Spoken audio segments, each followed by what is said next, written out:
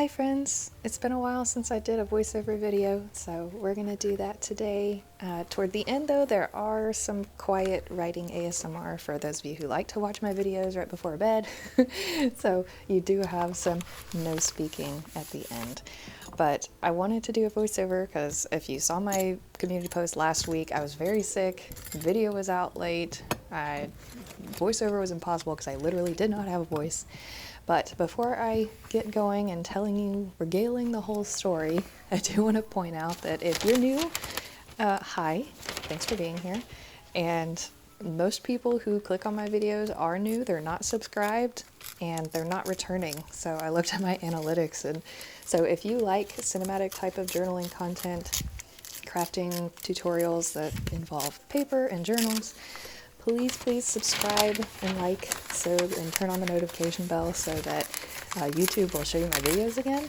And I also have a community on Patreon where I create downloadable printable content as well as sending like physical snail mail to you called Ephemera Club.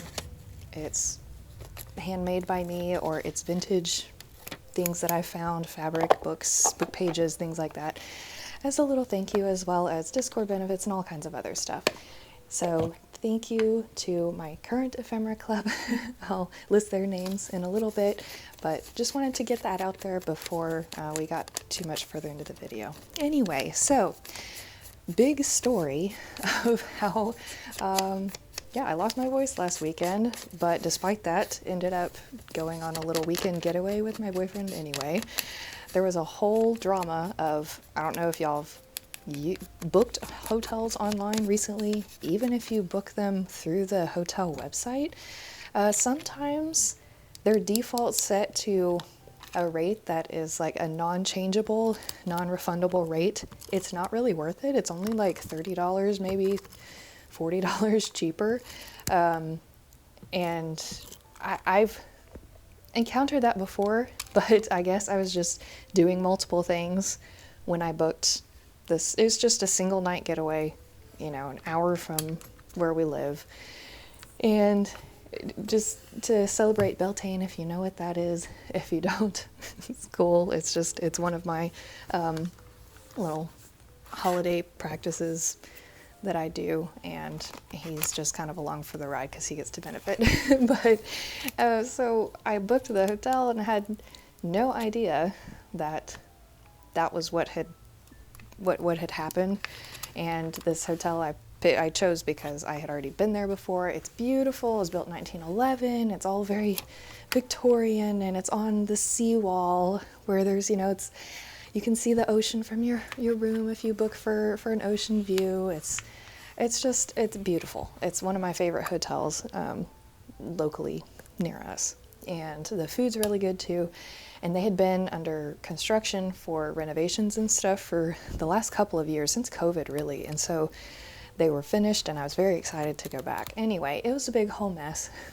They were very kind and did change the date because I had an issue with the date. And so I'd already gotten it changed once because we wanted to do the high tea, and they only had that available last weekend.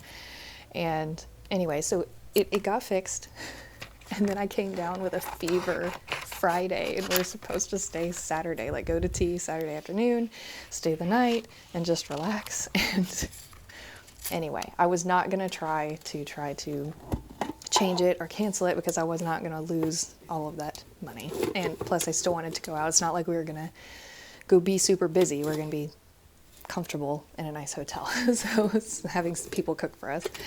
So I figured it's a good place to be sick anyway.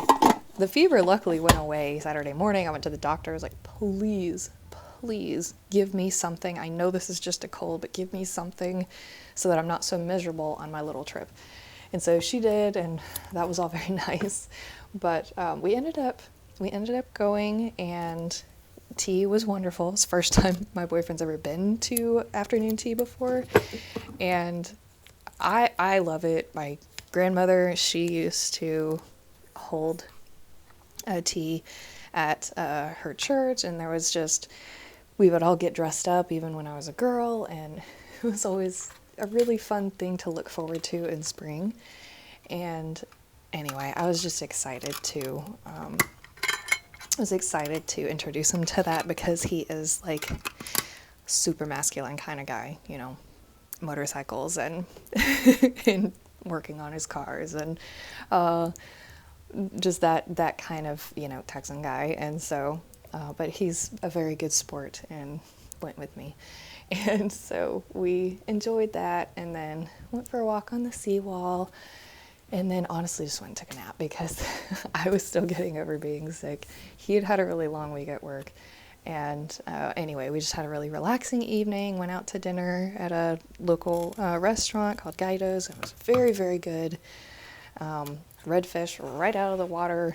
That's literally, you know, across the beach from us. They caught it that morning, and it was a really nice trip. So the hotel itself it just makes all of my history loving heart happy, because it was built in that, you know, kind of height of Edwardian style, Art Nouveau style. It is very pretty. And then a lot of the renovations they did, the design renovations, kind of had part of the hotel still in that pastel Art Nouveau style, and then the other part of it, like the bar and the lobby, so these very dark reds and animal prints and hardwood walls. And so it was more of like an Art Deco style that had more harsh lines and dark colors. And we were joking because it's like that's his style, and then I'm more of like pastel princess kind of person. So it was the perfect design for the two of us. And our room that we got had not one but two windows, like two ocean view windows, which was really beautiful. And so anyway, lots of reading in the lobby and just hanging out, because I wasn't up for like going to play pool or anything. And you know, he like I said, it was just one little comfy night stay for us.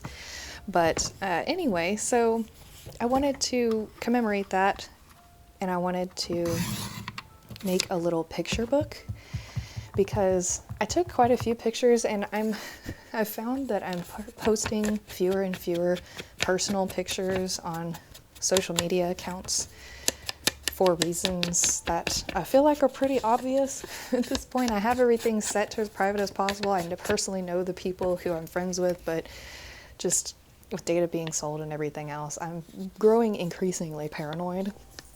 So I've been printing a lot more of my pictures. And when it comes to journaling and scrapbooking and stuff, pictures can take up a lot of space very quickly. And so I was like, you know what, it'd be great if I could make just a small book of the pictures, and then, you know, attach it somewhere, make a little pocket somewhere. That way I can write about our trip and then have the little booklet of pictures in there. And y'all know me, I love tiny things. So having the tiny book just makes me squee a little bit on the inside. So that was my plan. So I printed these using the matte photo paper setting on my printer and Epsom premium paper. Yes, it's pretty thick. It's thicker than like just a heavy, you know, 100 something GSW. It is, I'm not sure the weight exactly, but it is thicker. It's more like cardstock, but the texture is extremely smooth. So it prints really beautifully. It prints very much like paper. So I was super happy with how that came out. I've actually been using this paper and setting to print a lot of my my art journal, like my digital kits, and any other ephemera that I'm taking pictures of and then adding to my journals, because the texture is so good and granular, and I really like how that's come out.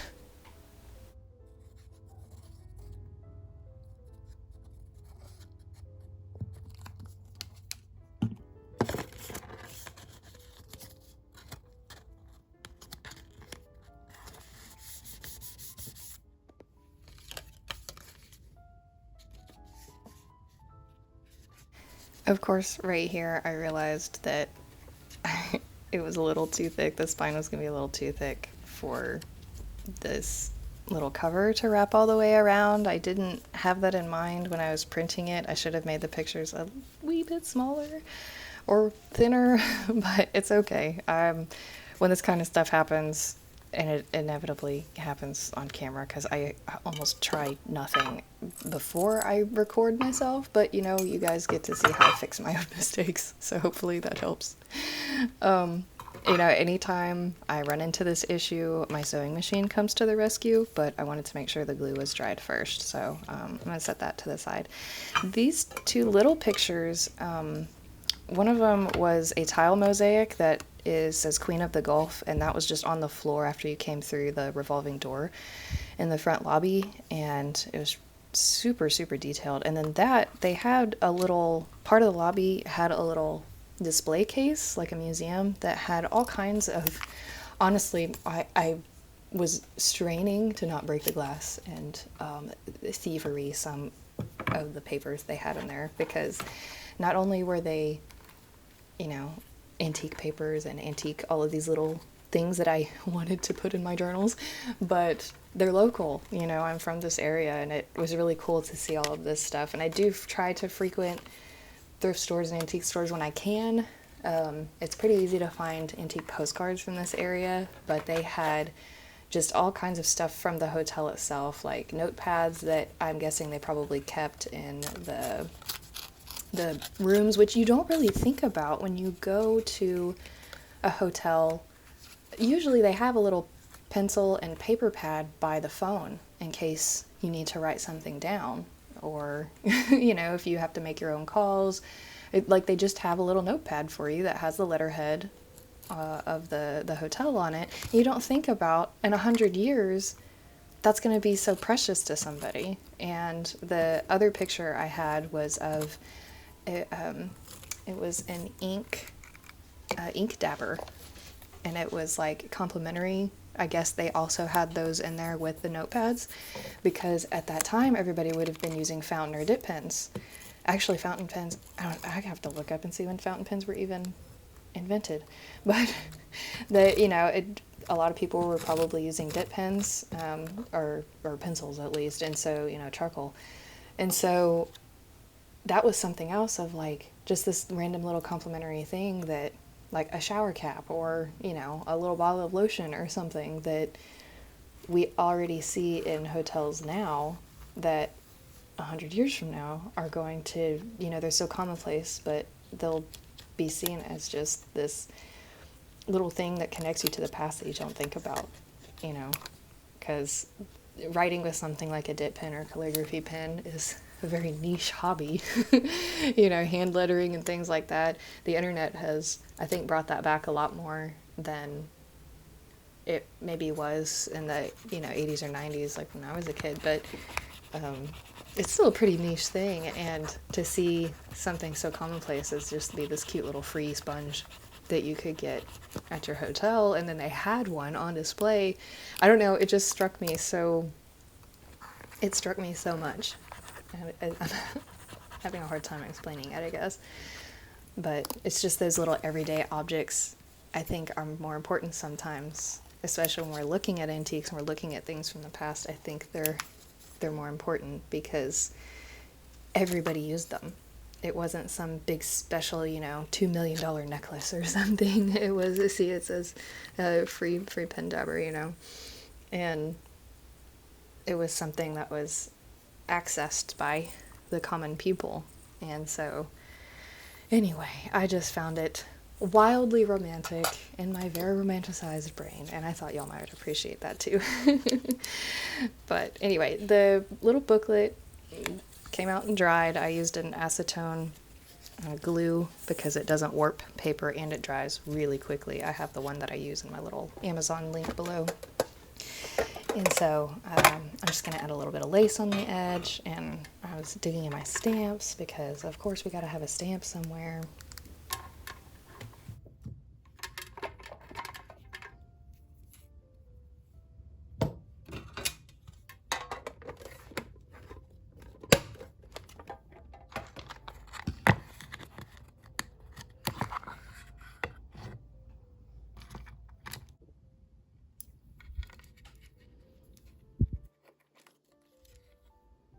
Right here, I just wanted to make a little title page or little title label for the mini book. And so I decided to use my typewriter style stamps to write just the name of the hotel, which was the Galvez, on the front. And then I was going to embellish it a little bit more after that. I'm going to take this second just to thank my Ephemera Club really fast. Ariel, Britt, Carly, Krista, Denise, Jennifer, Joanna, Kim H, Leprechaun Mom, Nikki, Patsy, Kenna, Rebecca, Teresa, Alicia, Cindy, Donna, Effie, Emily, Kathleen, Carrie, Rachel, Tanya, Tracy, W, Sasha, and Jessica. So thank y'all so much for your support, and make sure to check Patreon because I have our theme vote available as of when this goes live, so for this coming month. So I'm excited to see what y'all choose for May.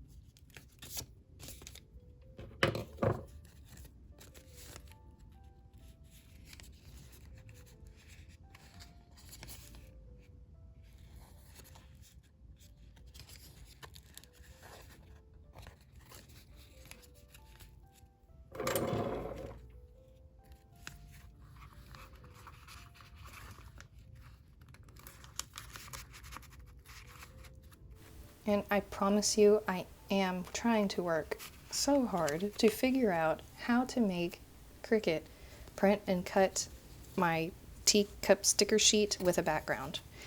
It's fine right now with a white background, but it's not very pretty as a whole, and I want it to have a pretty background that I made. And I cannot figure out how to do it. Every time I've done it, the cut is wrong from where the stickers are on the artwork.